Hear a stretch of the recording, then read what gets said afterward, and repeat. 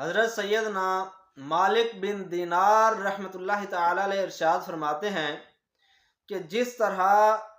کسی گھر میں کوئی رہنے والا نہ ہو تو وہ گھر برباد ہو جاتا ہے، گھر ویران ہو جاتا ہے، اسی طرح جس دل میں آخرت کا غم نہ ہو وہ دل برباد ہو جاتا ہے، وہ دل جو ہے وہ ویران ہو جاتا ہے، برباد ہو جاتا ہے۔ تو ہمیں اس فرمان کے تحت یہ سوچنا چاہیے، کیا ہمارے دل میں ہمارے دل میں آخرت کا غم ہے، قبر کی کوئی فکر ہے؟ اگر نہیں تو سوچ لینا چاہیے کہ ہمارا دل ویران ہے، برباد ہو گیا ہے، اور اسے بسانے کے لیے اللہ تبارک و تعالیٰ کا ذکر کریں اور قرآن پاک کی تلاوت کریں۔ جیسا کہ حدیث پاک میں ہے،